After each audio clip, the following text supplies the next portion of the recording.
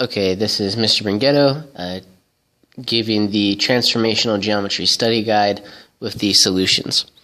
Okay, number 1 talks about which graph shows the translation -4, 2 of triangle ABC. So we got triangle ABC here, and we have to go through the translation of -4 in the x direction, +2 in the y direction. The number that comes first is always the x number. If it's a negative, that means we move in the negative x direction. If it's positive, we move in the positive x direction. If this number, the second number, which is the y value, if it's positive, we move in the positive y direction, which is up. And if it's negative, we would move in the negative direction, which is down. So in this case, we are moving in the negative x direction, which is to the left. So the triangle will be moving to the left. And a positive y direction, which means we will be moving the triangle up. So the only graph that moves to the left and up would be graph A. So number A would be, or A would be the correct answer for number 1.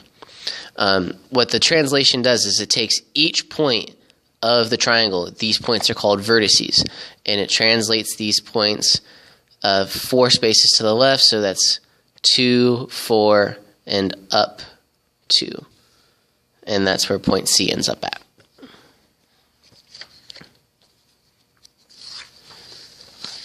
Number 2. Okay, it says to use the diagram. And when it says find the image of C, what it means is we're taking point C and we're going to make an adjustment to it. And this is the adjustment that we are going to make. We are going to use those numbers right there to tell where to go. So since that's positive x, remember it's always x first then y, that means we're going to go 4 to the right and 5 up. Now be careful, because this graph does not go in increments of 1. Each unit of this graph is actually increments of 2, because that's 2, 4, 6, and 8. So we're going to go 4 to the right from C, so we're going to go 2 and 4, because each square is worth 2, and we're going to go up 5, so up 2, 4, half a square would be 1 more, so that's where 5 would be. So the answer to number 2 would be A. For number 3, find the translation rule that describes translation B to E. So we are starting at B. B is this one down here, and we're going to be moving up to the point E.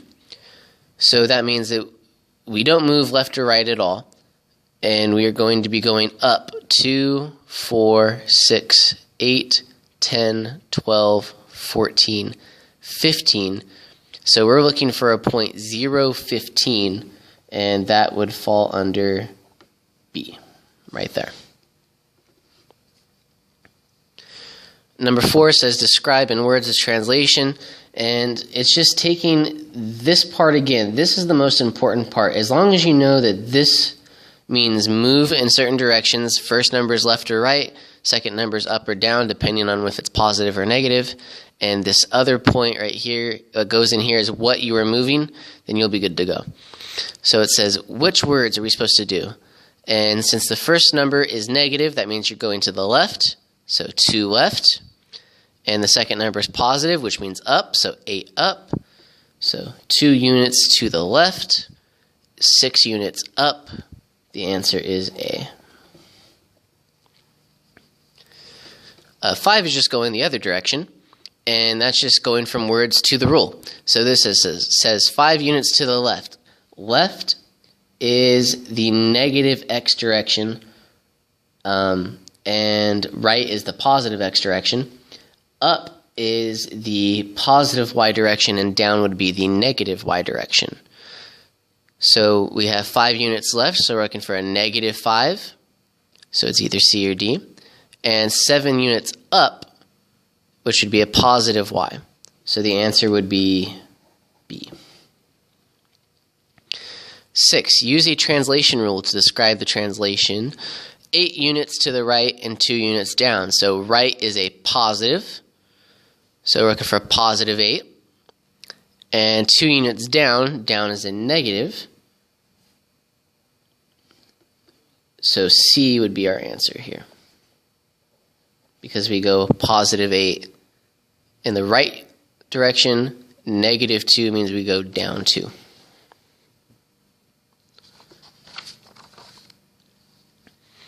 Okay, 7, the dashed line figure. So this figure has actually undergone 2 transformations, and we have to see how are we going to make these 2 figures the same. So what I start off with is I say the point, the highest point in each of these figures, this is point A, and this is point M. These are the points of the figure. The next highest figure is going to be point B, and that goes with N. So going from A to B, we put A, B is congruent to going from M to N.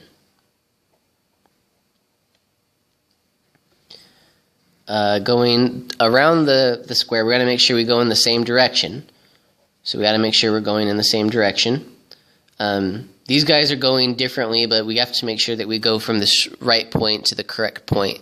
It's okay if the orientation of these things switch. For instance, this is clockwise, this becomes counterclockwise. It's okay for that to happen because whenever you undergo a reflection, things like that do happen. So going from B to C is the same as going from N to J. Going from C to D is the same as going from J to K.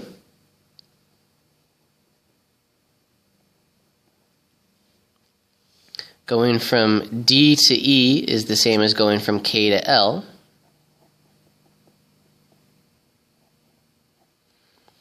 And going from E to A is the same as going from L to M.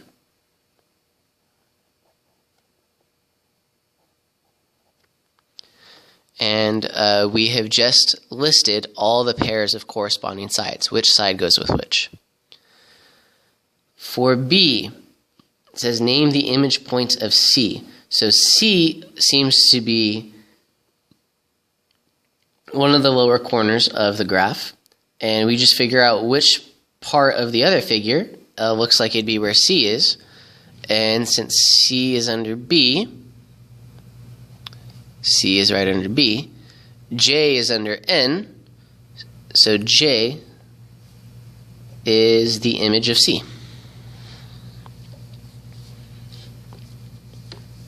Okay. Number 8. What are the vertices of the translation right to, up to, of triangle ABC? And graph it. So I'm going to start with the graph first. And following the graph says we're going to go right to, up to. So beware that these squares are in increments of 2 already. So since the squares are in increments of 2, A is going to be going up to, right to. So our image of A is going to be right there at A prime. B is going to be moving up to, right to, so that is where B prime will be. C is going to be going up to, right to, and that is where C prime is going to be. And since we have our vertices already translated, we are going to connect them. And that is the translated image of triangle ABC. So now we have to put where the points are. So the vertice of A prime, that's this guy, is at negative 2, 4, and positive 2, 4. So negative 4, positive 4. B prime is 0 in the x direction, stays here, and up 2, 4, 6. So that's 0, 6. And C prime is down here, and that is negative 2, negative 2. Remember, when you are listing vertices, the x direction always goes first, and the y direction always becomes second. For 9, Megan left her house and walked 5 blocks north and 4 blocks east. From there, she walked 5 blocks north and 6 blocks west. So we got to pay attention to our old friend, never eat soggy waffles. North, south, east, west. And we are going to follow, well, we have to make a graph, because it says to sketch the transformations of her route.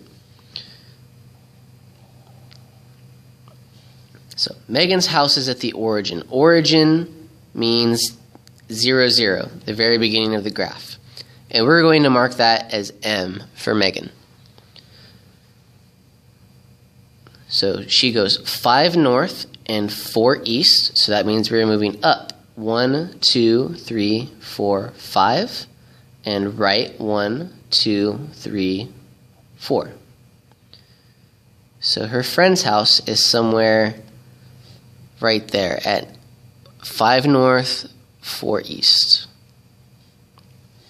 From there, she walked 5 blocks north and 6 blocks west to school for volleyball practice. So she goes up 1, 2, 3, 4, 5, and she moves left from here 1, 2, 3, 4, 5, 6. So volleyball practice is up there. So that is the transformation we made. She went this way, and then she moved north 5 blocks and west 6 blocks to get to her school. For B, describe where the school is in relation to Megan's house. So here's Megan's house. There's where the school is at for volleyball practice. The school is actually 1, 2, 3, 4, 5, 6, 7, 8, 9. Did I count too far? I think I counted a little bit too far. My dots are a little off. That should be 1, 2, 3, 4, 5, 6, 7, 8, 9, 10. And left 1, 2. So you say the school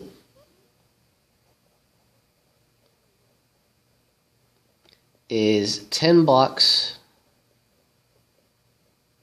north and 2 blocks west of her house.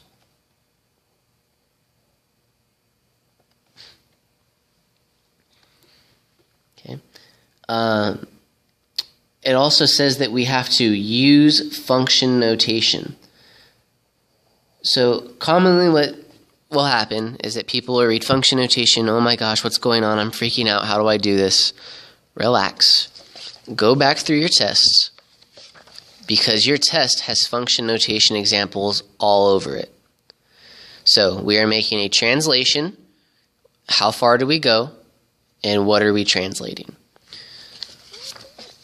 So we're going to put a capital T for translation. We go the X direction first, so west 2 blocks. If it's west, that's in the negative X direction, so that's a -2. And north is in the positive Y direction, so that's a +10. And we are transforming Megan's house because that is where we are moving from. So that is the function notation for part B. Okay. For 10, write a rule in function notation to describe the transformation that is a reflection about the y-axis. So to write a reflection, you use capital R for reflection.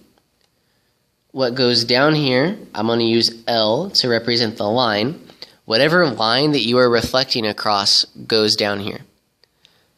And whatever that you are reflecting, if you're reflecting a point, if you're reflecting a triangle, goes in the parentheses. So when it says a reflection across the y-axis, we're going to find out where y equals 0. That's this guy right here. So your answer for number 10 is B.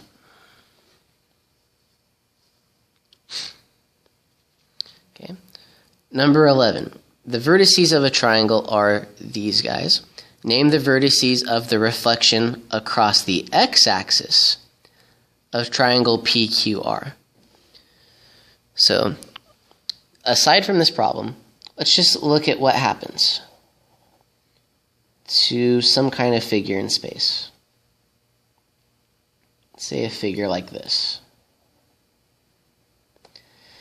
The x equals 0. X equals 0 is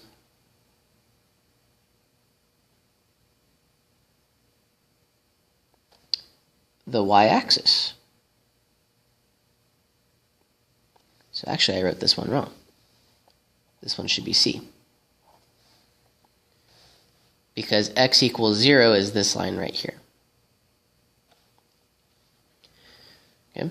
So x equals 0 is this axis. And what happens is when you reflect across this line, you say, okay, this point is so far away from the y-axis, or x equals 0, I'm going to go that same distance, and there's my other point. This part is a couple dots away, so I'm going to make it equidistant.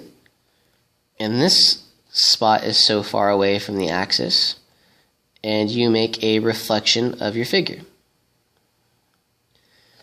So what happens here is the figure did not lose any height. This is still however many spaces up, however many spaces up, however many spaces up. However, the only thing that did change is that these values went from a negative x value to a positive x value. And if we were to go from the right figure to the left figure, we would go from positive x values to negative x values. So the only numbers that should be changing are these numbers right here. The negative 2 should become a positive 2. So that's 2. Then positive 2 should become a negative 2, excuse me. And the negative 1 should become a positive 1. So that is B.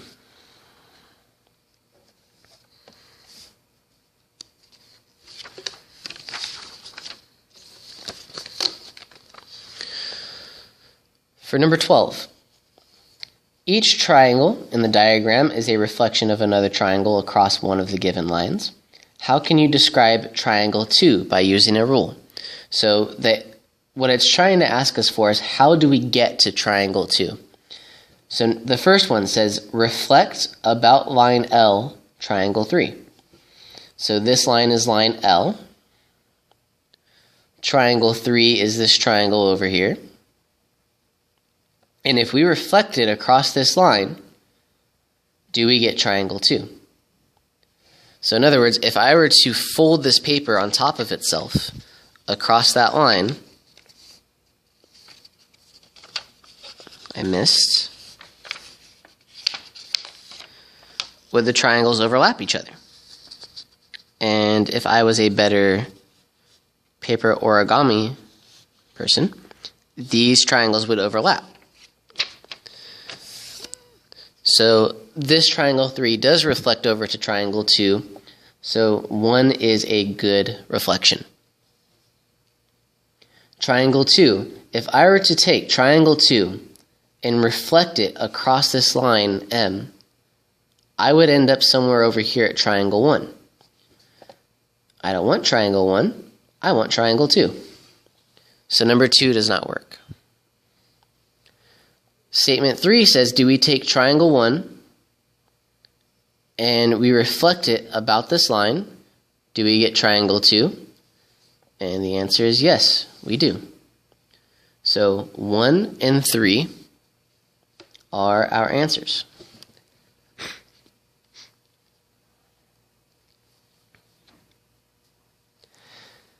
For number 13, draw the reflection about the x-axis. The x-axis is our reflection line of triangle ABC. So you say, how far away is point A from the x-axis? This is the x-axis. You can point it out because it has the x next to the arrows. And this point is actually 2 points south of the axis. So we go up 1, 2, And since this point is 2 below the x-axis, we're going to go 2 above the x-axis and make that point an equal distance away. Point B is 1, 2, 3, 4 below the x-axis. So we're going to go 1, 2, 3, 4 above the x-axis. And C is 1, 2, 3, 4 below the x-axis. So we are going to go up 1, 2, 3, and 4. And there is point C. There is our reflected triangle about the x-axis. Make it a little darker. Coloring. Okay. A couple more to go. 14. A prime, B prime is the reflection of line AB about this line K. We don't know what K is yet, but we're going to find it out. So it says, find and name 2 points that line K passes through. There was a theorem, or a concept that we went over, that said the midpoint that connects line A to A prime and the midpoint that connects B with B prime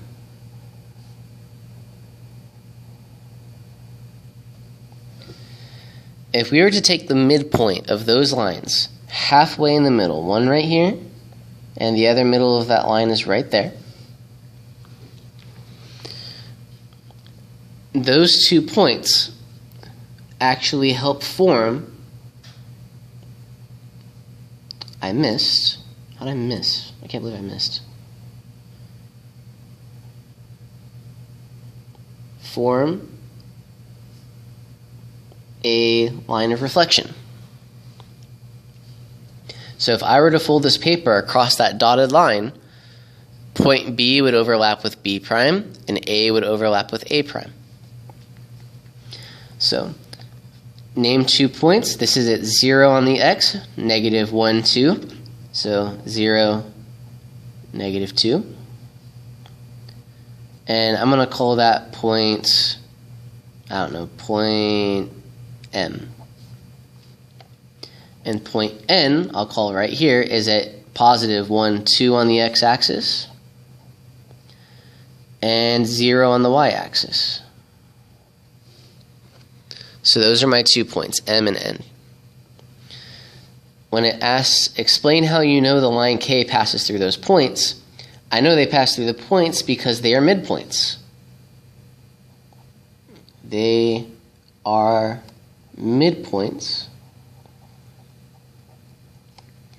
of A prime, and B prime. Okay. C says to graph the line K, and we did that with the dotted line right here, and the point 3, negative 2. So 1, 2, 3, negative 1, 2. That is point C. Show its image as a reflection across line K. So from line K, to go straight to that line, I have to go diagonally 1.5 squares. So I'm going to keep moving, and I'm going to go 1/2 plus 1 squares, and put my new point C prime. And that is number 14. Number 15 deals with this hexagon. And it says the dashed line segments form 30-degree angles. A carnival ride is drawn on the coordinate plane, so that the first car is located at the point 30, 0. So the way you know what is that 0 on the y-axis means that we do not go up at all from the origin. We stay moving left and right. And since it's a positive 30, right here, we are moving to the right. So we are dealing with point I.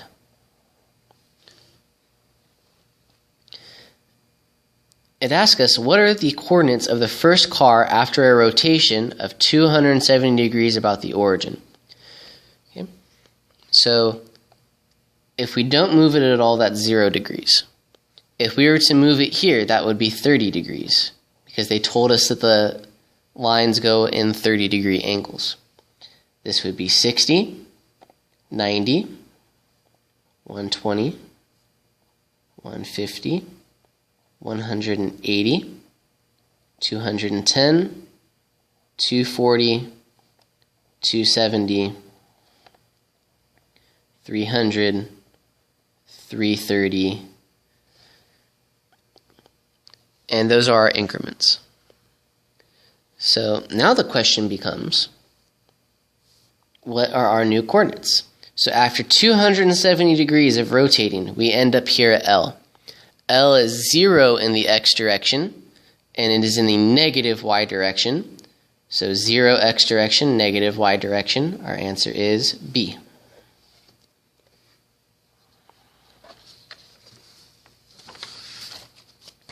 Two left. 16. Draw the image of the figures A double prime, B double prime, C double prime, D double prime after 2 rotations. So we have to rotate this twice before we get our final image. So let me get an additional pen.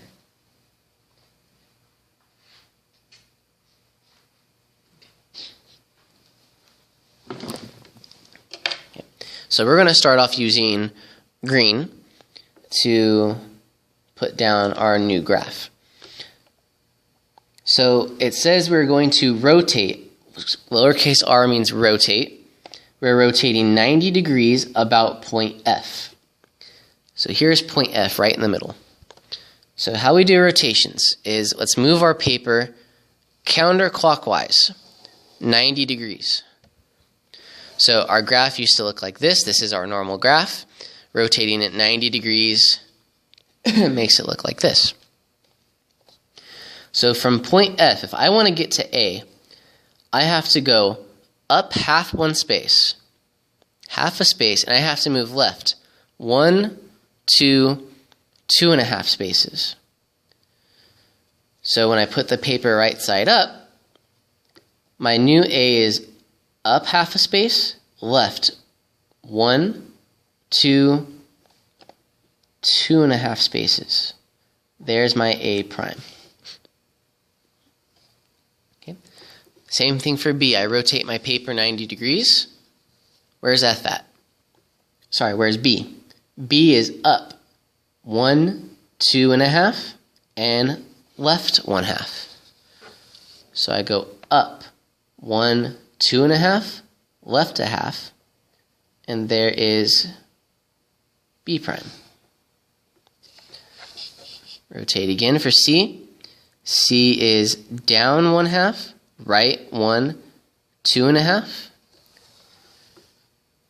So I move down 1/2, right 1, 2.5. There's point C. And D is down 1, 2.5, and right 1/2. So I go down 1, 2.5, right 1/2, and there is my D prime. So now that I have my vertices, I'm going to connect them. And that is my rotation of figure A, B, C, D. That is just the first rotation. Now I got to do the second rotation based off of my new points. So I'm going to rotate 90 degrees about the origin. The origin is this spot right here in the middle. So I rotate 90 degrees, and A is up 1, left 1. So when I move it back, A double prime is going to be up 1, left 1. There's A double prime. Rotate again, and B is going to be left 1, 2, 3, up 1, 2, 3.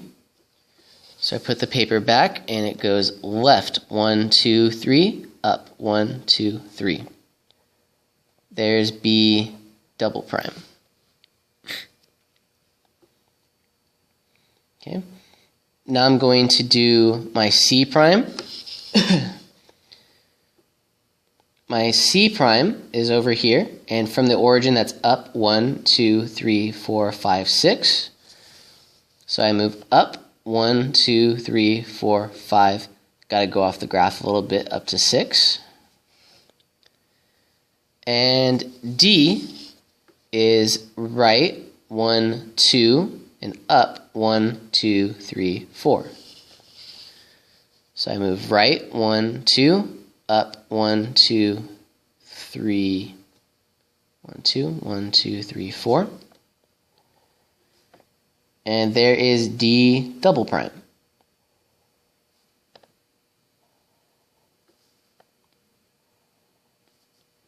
And there is my rotated rectangle. Completely done.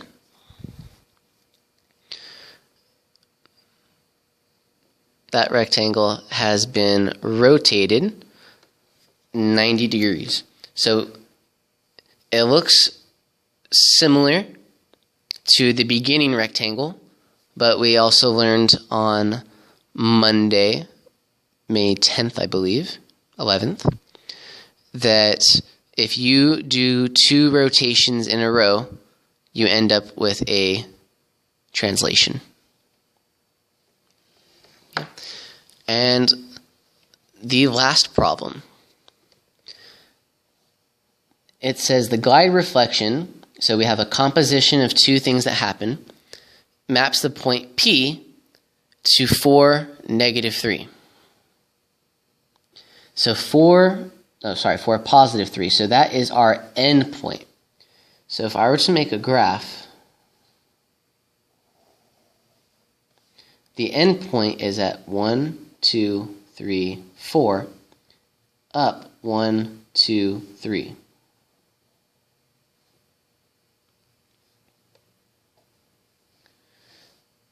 Okay. So when we do composition of functions, we don't go left to right. We work inside out. So we're going to start with what happened most recently, which was the reflection. So y equals -x is our line of reflection. So I'm going to use a dotted line to represent our line of reflection. And if I were to fold this paper over the line, the dotted line, it would end up somewhere over here. So these 2 points are reflections of each other. Okay. Additionally, what happened is that this was also translated 4 up, 1 down. So before we even had this point, we had a new point that was 4 to the left of it, 2, 3, 4, and 1 down from it, which was somewhere over here.